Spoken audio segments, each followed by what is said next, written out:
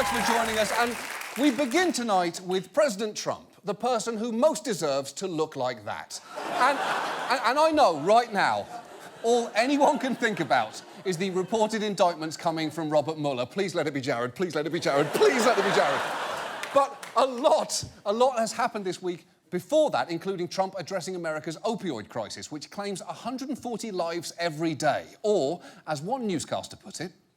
Good evening, I'm Anthony Mason, and by the time this broadcast is over, 3 people will be dead. Holy shit! The only thing creepier than that is if he specifically names who those people are. 3 people will be dead. Jason Kohler of Waltham, Massachusetts, Diane Forant of Spokane, Washington, and you. Now, combating America's opioid crisis was one of Trump's central campaign promises, but I have to say, a lot of his solutions were underwhelming, including one of the key announcements on Thursday. It's really, really easy not to take them, and I think that's going to end up being our most important thing. Really tough, really big, really great advertising, so we get to people before they start. So an ad campaign. I mean, sure, it is important not to start abusing opioids, but that doesn't really help the people who are already struggling with addiction. It's kind of like seeing someone neck deep in quicksand and then putting up a "don't do quicksand" sign. Also, the whole ad blitz strategy has famously been tried and failed before with Nancy Reagan's Just Say No campaign, and yet it still seems to be Trump's preferred approach, going by what happened at one of his rallies last year. Don't take drugs. Okay? Raise your hand. Raise your hand. I promise Donald J. Trump. I promise Donald J. Trump. That I will never take drugs. I will never take drugs. I don't want to say no alcohol, but take it easy on the alcohol. What are you doing? Why are you walking back the pledge as you go? He would be a terrible wedding officiant. Do you take this woman? I don't want to say forsaking all others. There are going to be others, but take it easy on the others and don't let them call you at home. Now, still, you've got to say, it is good that the president is calling attention to the opioid crisis. The problem is, attention is pretty much all he's giving it, because he didn't put out a detailed strategy, and his splashiest step, declaring it a public health emergency, doesn't actually do very much. It will streamline some access to addiction treatment, but provides few new resources. Financing comes from the Public Health Emergency Fund, which has a balance of just over $56,000. The federal government estimates the crisis costs $75 billion annually. It's true. Trump has finally chimed in with his 2 cents about how to tackle this crisis, and it involves allotting for the 2.6 million Americans addicted to opioids literally about 2 cents each. So Trump's fix for our opioids epidemic essentially boils down to, here's 2 pennies, go throw them in a fucking mall fountain and wish your addiction away. But for now, let's turn to Alabama. The South's the South. On December 12th, they are holding a special election for the Senate seat left open by current Attorney General Jeff Sessions, a position that I assume he will be leaving any day now for his regular holiday job. Now, this special election has gotten a lot of buzz because the Republican candidate and frontrunner is former Alabama Supreme Court Chief Justice Roy Moore, and he is a lot. He's called American Indians reds and Asian Americans yellows. He's called Islam a false religion. He's said homosexual activity should be illegal. He reportedly said in February that the 9/11 attacks might have been punishment for America's turning away from God. And on Monday, he caused a stir by waving a gun. I believe in the Second Amendment. During a campaign rally. Oh, that's not all. He also personally kicked a panda in the balls, and he once called Tom Hanks the N-word. And just in case you thought he couldn't get any worse, Moore is also an aspiring poet. Just listen to him recite a poem that he calls America the Beautiful. America the Beautiful. Or so you used to be. Land of the Pilgrim's Pride, I'm glad they're not here to see. Babies piled in dumpsters, abortion on demand. Oh, sweet land of liberty, your house is on the sand. Okay, look, I don't support everything that Roy Moore says, but I think we can all agree that is objectively good poetry. I would go so far as to say that that's the best use of dumpster baby imagery since Robert Frost's famous stopping by a dumpster full of babies on a snowy evening. Whose babies these are, I think I know. His babies are in the dumpster, though. He will not see me stopping here to say, holy shit, this dumpster is full of babies. And speaking of poetic, listen to Roy Moore's feelings on homosexuality, because as bad as you assume they are, they're actually worse. He favours criminalising sodomy, and if you ask him about that, things get weird fast. Sodomy is against the law of nature. Okay, let's take another one. Is there a right in the Constitution for bestiality? Yeah, look, you're asking, I don't want the there is no right in the Constitution to commit bestiality. Yeah. There's nothing that says a man can have sex with a donkey, or a woman can have sex with a donkey, right? It's not in there. OK, so say what you will about Roy Moore. He is a man who believes that a woman can fuck a donkey every bit as well as a man, and that is something, hashtag tap that ass, hashtag feminism. Moore has also stoked fear of Muslims, even once suggesting that Keith Ellison's faith should prevent him from serving in Congress. Now, luckily, due to everything that you've seen so far, Republicans in both the House and the Senate have roundly condemned Moore and his views, and have even gone so far as to, I'm obviously kidding, he just entered into a fundraising agreement with the RNC, and multiple Republican senators are actively fundraising on his behalf. And if you are wondering why they would do that, I'll let Texas Senator John Cornyn explain. Have you seen any of these comments when he said that homosexual conduct should be illegal? Do you agree with that? I don't have to agree with somebody to support them over the Democratic nominee. So this is I support the nominee of my party. But that kind of blind loyalty means there is nobody you would not support. If the Republican Party nominated a swarm of smallpox-infected bees, presumably John Cornyn would say, look, we disagree on a lot of things, but Senator All Those Bees is a reliable vote on tax cuts. I support the nominee of my party. And even the Republican senators who are not publicly supporting Moore are hardly condemning him. Here are a few of their reactions after being asked to comment on his campaign. Senator Dean Heller of Nevada. Who won? I wasn't paying attention. I'm just worried about taxes. Senator Rob Portman of Ohio. He's going to be for tax reform, I think. I don't know. I don't know him. Senator Tim Scott of South Carolina. I'm not going to comment about anything I haven't read about. I literally have not followed that race. I haven't followed that one. Come on. This is your own party's Senate candidate, not Ray Donovan. I haven't been following that one. What is his character? The poster gives me nothing. Is he an assassin? A sommelier? An uncle showing up drunk at a christening? Is he a member of the Wahlberg family? It's impossible to know, and I'll never find out. And if any of that has made you feel at all sad about the state of our democracy, spare a thought for Australia. Not, in fact, the birthplace of Outback Steakhouse, but very much the Outback Steakhouse of countries.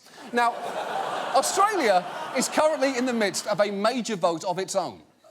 At the moment, 16 million Australians are being asked to vote in a postal survey on same-sex marriage. It's true, the Australian government is conducting a postal survey on whether same-sex marriage should be legal, which is an odd thing to do because polls already exist showing around 2/3 of Australians support it. So Parliament could simply pass it into law, but instead they are inexplicably holding a non-legally binding voluntary postal vote at a public cost of $120 million, which is the weirdest waste of Australian money since every Baz Luhrmann movie ever made. Now, the ballots are due by November 7th, and the campaign has been truly toxic, with members of Parliament delivering ridiculous arguments against marriage equality like this. There are all sorts of affectionate relationships. I have an affectionate relationship with you, Sam. But that's not the same. No, that's right. We're not married, right? I have an affectionate relationship. You've got a very lovely wife. I have an affectionate relationship with my cycling mates who we go cycling on the weekends, but that's not marriage. Yeah, I mean, we do fuck, you know, we finish cycling, we slowly peel our cycling clothes off by the side of a bucolic country road and we fuck, but that's not marriage, that's fucking your cycling mates. That's different, your cycling mates, it's not marriage, it's just fucking them. As you cycle, you fuck, you cycle, you fuck. It's not marriage, though. And he is not the only one hung up on semantics. One activist seemed unusually obsessed with terminology. Ladies and gentlemen, if I may still use that term in these gender-fluid times, I speak for marriage. Speaking against same-sex marriage is Sophie York from lobby group Marriage Alliance. which says unions of same-sex couples shouldn't even be called marriage. I think that that idea of having a different word has been floated, and I'm sure it still will be, and someone else put forward the word garage as a possibility. Garage? That is a stupid word. Except in the very rare case of a wedding between two men named Gary, in which case, obviously, they should be getting garried. And look, as stupid as that is, it is the sort of argument that you would expect, but the No campaign has also had some surprising members like this couple. I used to be a supporter of same-sex marriage. I mean, I proposed to Ben 5 years ago. I just explained to him, I said, I don't think it's my, cup of tea. Even if same-sex marriage is legalised, Mark and Ben won't be walking down the aisle. If it's yes, we'll be like, OK, then, well, congratulations, everyone can get married. But we personally will not be getting married. We'll stand by our commitment to each other. We don't need marriage in our lives. Definitely not. Whoa! Two things. Ben, you are cold-blooded. And Mark, you can do so much better than him. You deserve someone as committed to you as you are to them. You listen to me, Mark. You listen to me.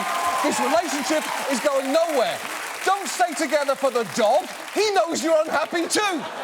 You respect yourself, Mark, and you leave. Get yourself on Australian Grindr and swipe, I'm presuming, the exact opposite direction that we do. In fact, this whole debate got so heated over the past few months, it even spilled over into Australian rugby's version of the Super Bowl. An online petition is calling on the league to stop American rapper Macklemore from performing his gay rights song Same Love as part of Sunday's grand final entertainment. OK, so that is putting me in a bit of a tough position, because I do support gay marriage, but I refuse to ever say, let Macklemore perform. His music belongs in one place and one place only, and that is the Pandora station. Now, that's what your mom calls rap music.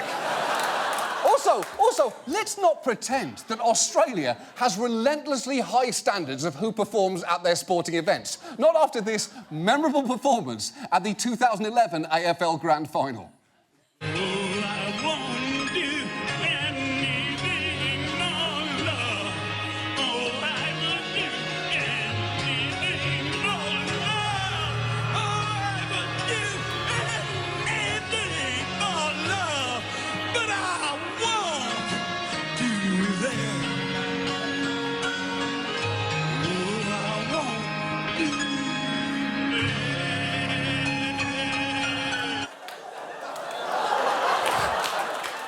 Step aside, Buddy Holly, Richie Valens and the Big Popper. There is a new The Day the Music Died in town. And look, fighting the debate with words and songs is one thing, but in some cases it's actually got physical. The pro-gay marriage head of Qantas got pied in the face, while the anti-gay marriage former Prime Minister Tony Abbott, a man whose very smile says, smell that, I just cut one. He had an unfortunate incident when he was walking down the street. A gentleman sang out, hey, Tony. I turned around. He said, I want to shake your hand. I saw him coming towards me. I held out my hand. He grabbed my hand and it turned into a headbutt. It's true. Tony Abbott was headbutted by this man, a Tasmanian anarchist who goes by the names Astrolabe and, even better, DJ Funk Knuckle.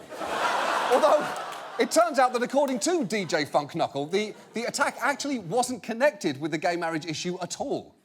Has absolutely nothing to do with marriage equality. That was just coincidental that someone had stuck a sticker on my jacket. I was thinking, there's Tony Abbott, I'm going to headbutt him. So here's the important thing. I am in no way condoning Tony Abbott being attacked. What I will say is, thinking to yourself, there's Tony Abbott, I'm going to headbutt him, is entirely natural. It's an automatic human response. It's like, there's a puppy, I'm going to pet it. Or, there's Sean Penn, I'm not going to see that movie. So, the point is, this has been a dispiriting, ultimately pointless process. And at the end of the day, I think there are only two good things that could come out of it. One is if Australia's parliament legalises gay marriage at the earliest opportunity. And two, that Mark heeds my words and puts himself out there and meets someone who deserves him, because, Mark, you can find someone who would do anything for love, including that. And now, this. And now, if it makes Australia feel better, here's Meatloaf butchering America the Beautiful.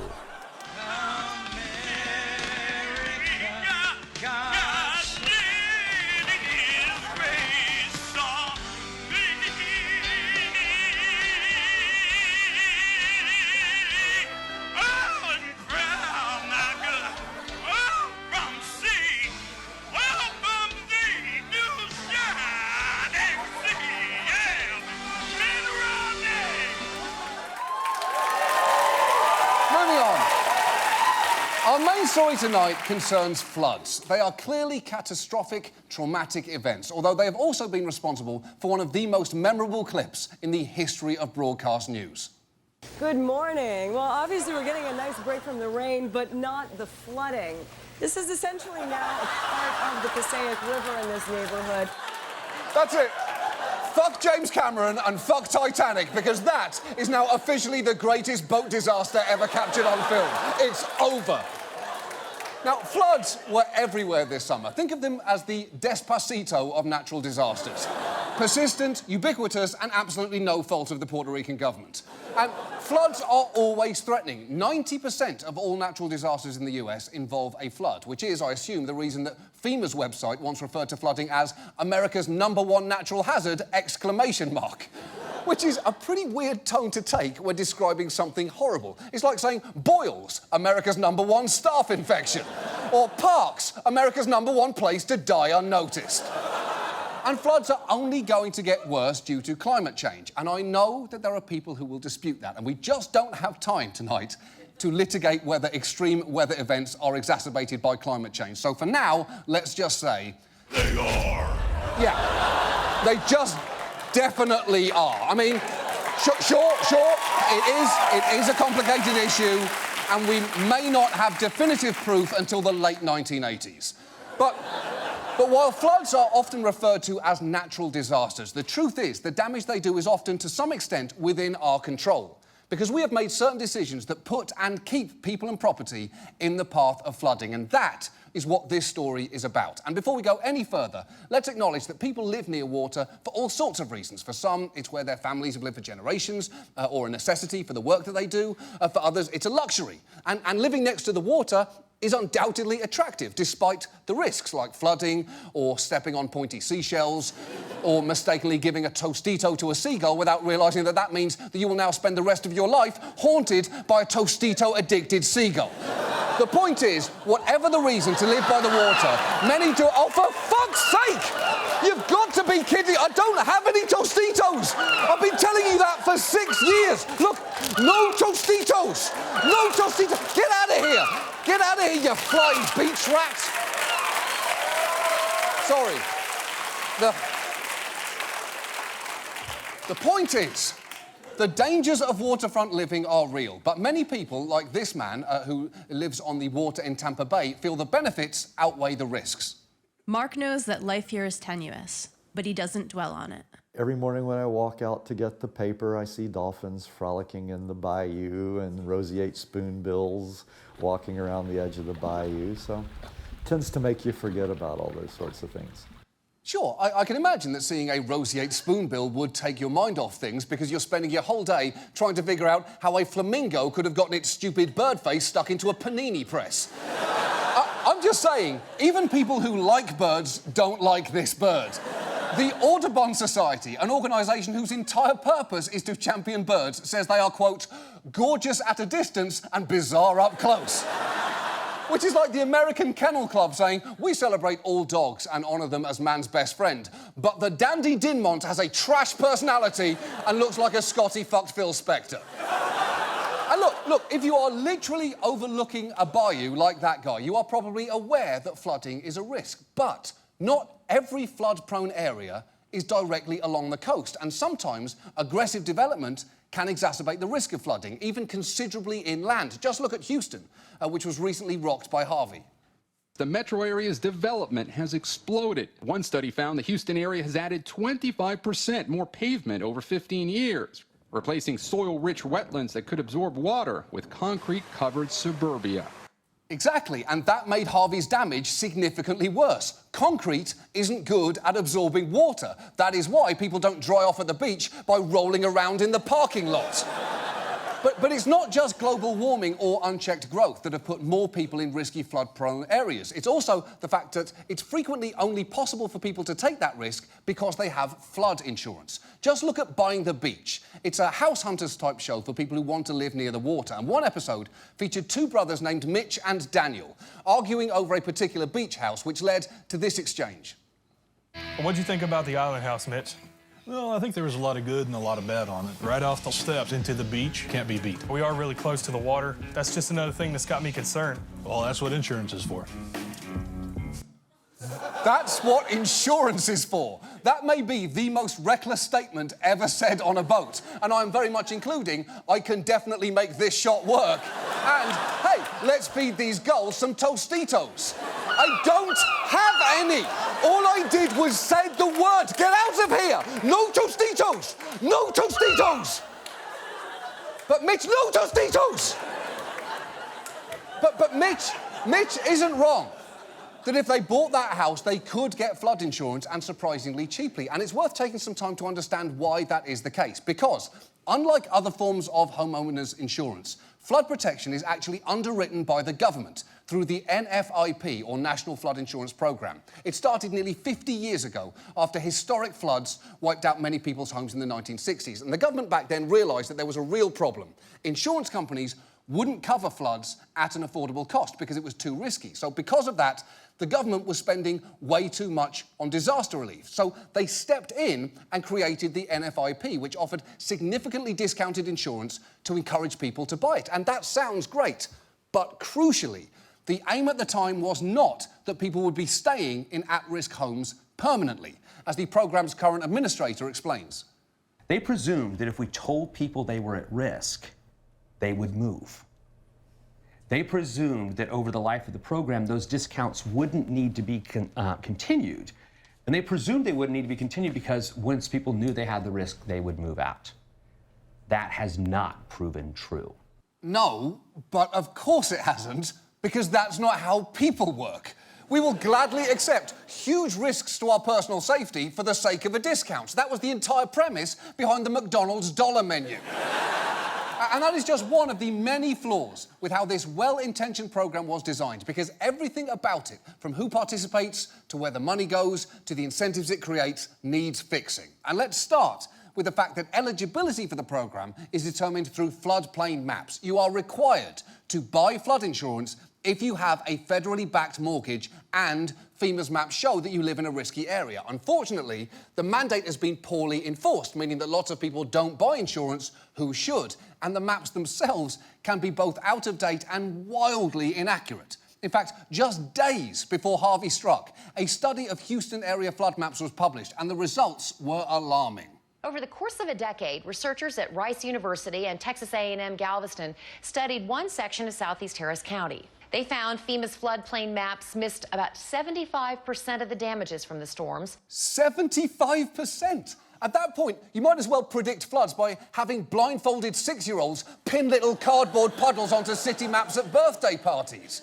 But even if all the maps were perfect, there would be another flaw with the NFIP, which is how it's administered. You see, typically, the government doesn't directly insure you. Instead, it pays private insurance companies a fee for every policy they sell. But not just that. The federal government is then responsible for covering any losses, which is a pretty fucking sweet deal for those companies. They take none of the risk, and yet they get all the rewards. But it gets even worse, because they also get paid for each claim they handle. And when Frontline crunched some of the numbers and presented them to a former head of the programme, they found something shocking.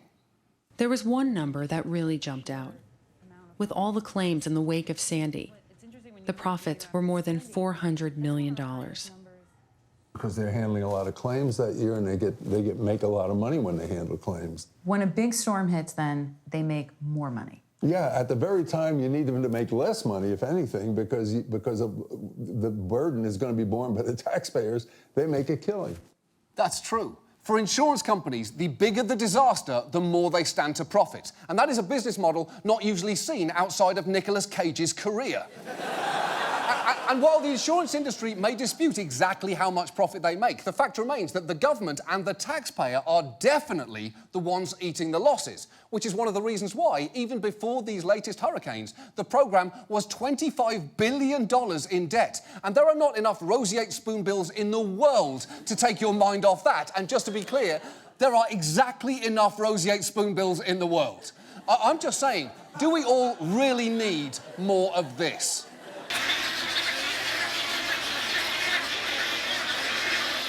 Hey kids, come see! The dirty pink dinosaur is noisily devouring its young! And look, there is a good argument to make that helping people stay in their homes after a disaster is what government is for. But remember, a big chunk of that money is just going to the insurance companies, and another shockingly big chunk of that money goes to very few homes. For instance, along the Gulf Coast in Florida, just 1% of properties covered by the NFIP have accounted for a quarter of flood claims. These are called the so-called repetitive loss properties. Now, they are homes that can flood over and over and over again, getting payments each and every time. And some of them are costing us a fortune.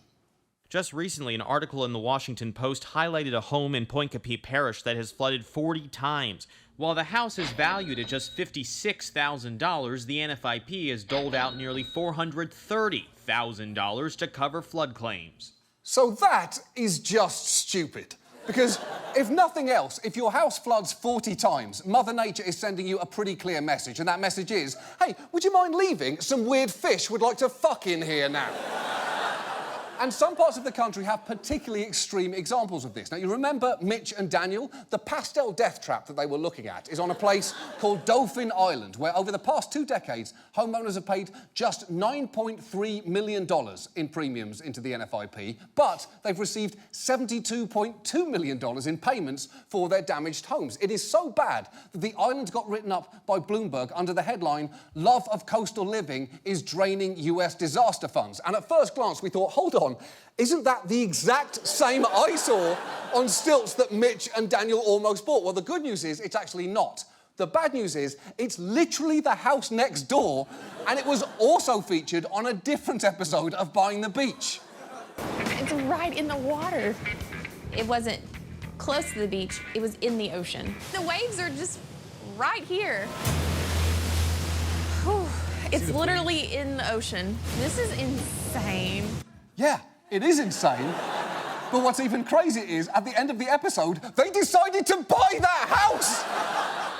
But even if you are able to overlook the repetitive loss properties, which you shouldn't, there is another issue, and that is that nearly 1 out of every 5 homes covered under the NFIP is a second home. And because the programme isn't means-tested, the benefits frequently go to some wealthy individuals' vacation homes. One such property belonged to John Stossel, a Fox News personality and partially hydrogenated Tom Selleck. And I'll let Stossel, who really answers the question, what if Freddie Mercury had quit singing to become an assistant floor manager at Men's Warehouse? I'll let him tell you all about it, because even he knew it was ridiculous. Years ago, I built this beach house. That's younger me there. The house was on the edge of the Atlantic Ocean. A risky place to build, but I built anyway, because a federal program guaranteed my investment. Eventually, a storm swept away my first floor, but I didn't lose a penny. Thanks. I never invited you there, but you paid for my new first floor. OK, so now Stossel is clearly just baiting people, because under no circumstances does anyone want to be funding the reconstruction of the world's smuggest man's rickety sea prison. And there is lots to be confused about there, not least of which that photo of Stossel posing shirtless in skin-tight white swim trunks from hundreds of feet away. Who took that photo? It can't be another human who wanted it. So, here's my guess. I think that he put a camera on a long delay timer, then sprinted for a full 45 seconds back to the deck of his house, whispering, hurry, hurry, hurry to himself the entire time, and got in position just in time for that photo to happen. That is the only scientifically possible explanation. We debated this the entire fucking week, and it's the only scenario that we could all agree on. And look, here's the thing. If you choose to build something in a risky place, like John Stossel's salt-battered bottoms-only beach mistake, you should absolutely be allowed to do that. But you shouldn't expect the government to repeatedly help you rebuild when things inevitably go wrong. However, the vast majority here of NFIP beneficiaries are not wealthy or second home owners. They often really need this programme and cannot afford for it to go under. And for those stuck in repetitive loss properties, it is easy for anyone to just say they should move. They should just move. But it's much more difficult than that, as this Kentucky woman whose home has flooded repeatedly will tell you. We couldn't sell our house. Who would want to buy a house that's had this many repetitive floods in it? Who would want to buy a house? We have neighbors that have had their houses up for sale for 2 and 3 years and haven't even had anyone come and view the houses. We need a buyout from FEMA or from whoever it is that is responsible for this. Right. And her decision to try and leave that home could not have been easy, because you don't want to throw out the baby with the floodwater. But at a certain point, the responsible thing to do is to get a better, more water-resistant baby, which is, incidentally, also the title of Britain's best-selling book on teaching children to swim. Now, unfortunately, our buyout programmes are hugely underfunded and prohibitively slow. It can take years for buyouts to get approved, by which point homeowners have probably had to rebuild their house at the government's expense, and it may have already flooded again. So essentially, a government programme that was supposed to help people in flooded homes is sometimes trapping them inside them indefinitely. And trapping people in structurally unsound homes isn't what the government is for, it's what buying the beach is for. Look, there just has to be a better way here, and there are some key things that we can do to improve this programme. We can do things like means test it, and eventually get rid of discounts for second homes, and gradually increase the insurance rates on some properties so that they reflect actual risk. Unfortunately, the last time the Congress tried a major reform of the NFIP with the Bigot Waters Act of 2012, the result was that many people's rates skyrocketed overnight, and politicians were so spooked by angry constituents they significantly scaled back many of the reforms. And I'm not saying that this will ever be politically easy, because even if you do properly fund and streamline a buyout scheme, there are still going to be cases where people just want to stay put. Right here in New York, there is a low-lying community called Broad Channel, where the streets can flood twice a month. Its residents fought against those rate increases a few years ago, and many of them have no interest in leaving. No, the neighborhood's too great, man. Listen, my whole house got destroyed by Sandy, and I redid my whole house. People are like, you're crazy, you should move. I said, absolutely not.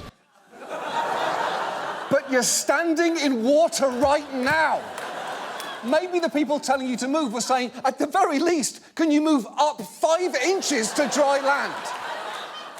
But the hard truth here is, even expensive interventions are likely to only buy that community a little more time. And people in Broad Channel will eventually be leaving, whether it's by moving truck or by boat, because environmental conditions are going to get worse. Heavy downpours have increased in the last 50 years, and sea levels have been climbing steadily. And I'm not saying that that is because of climate change, even though... Yeah. It just is. It just is, precisely. The NFIP is actually due for reauthorisation this December, and I would argue that it is time to take another shot at serious, thoughtful reform. Because without it, we have an unstable, unsustainable programme that is indirectly harming some of the people that it was designed to help. And I don't have any... I've chosen the last time... I don't have any... Relax. I'm not here for Tostitos. Really? Yeah, hold on. You can talk? Well, of course. Seagulls can talk. We just choose to listen most of the time. Oh, that's actually very nice. And I heard what you were saying about flooding, and you are right. I've seen it. I'm a seagull. Yeah? Some people in high-risk areas will need to move, and we should give them the help that they can do that with. Right. Because while leaving your home is hard, being forced out when it's uninhabitable is 10 times harder. Right. And after all, your home isn't just walls and a roof. It's where the people you love are. Oh, Seagull, I've got to say, that was absolutely beautiful. Yeah. Not bad for a flying beach rat. Oh, no. Don't talk like that about yourself. No, don't. It's okay. I know it's true. You know it's true. Everybody watching knows it's true. Hey, I eat French fries out of the garbage. Yeah, you're right. You make a good point. You're absolutely disgusting. But you know what? I am truly sorry for misjudging your motives in coming here. That's okay, Johnny. Just one more thing. Sure, anything. You have any Tostitos? Fuck you! No, I do not have any Tostitos. They're all gone. Get the fuck out of here. Get out of here. And now this. And now this. And now, a few of the things Tucker Carlson is not against. This is the way that America is heading. There's no doubt, and I'm not against gays. I'm not against people getting married. I'm really not. I'm not against learning about gay people. Nothing against transgender people. I'm not against gay cowboys. I'm not against female firefighters. I'm not against all federal employees. I mean, look, I'm not against immigration. I'm not bashing immigrants. I like immigrants. I actually like immigrants. I think every Mexican person I've ever met, and I actually like the country. I like Sweden. I'm not against Sweden. I'm not against people from Somalia. I played squash with the Canadians this morning. I like the Canadians. I think they're excellent little people. Canada is a sweet country. It is like your retarded cousin you see at Thanksgiving and sort of pat him on the head. I went to the Million Man March 10 years ago, and I had nothing against it at the time, and I don't have anything against it now. Look, I'm not against art. I'm not attacking Oprah. I certainly respect her ratings. I'm not against George Clooney. I actually like Morgan Freeman. I have nothing against Jane Fonda personally. I'm not against Matthew McConaughey. I don't know anything about the guy. I don't even understand your story, but I know I'm against it. But I like it. That's our show. Thanks so much for watching. See you next week. Good night. Okay, have a Tostito. Okay? There you go. There you go. That's it. You come down. Here, I'll put it. That's it. I've got another Tostito. Just take it easy. Take it easy. Take it easy. There. Just try. Now that's much. Look, just peck it. You can. There. Here, just have the bag. Have the bag. Oh shit. Oh shit.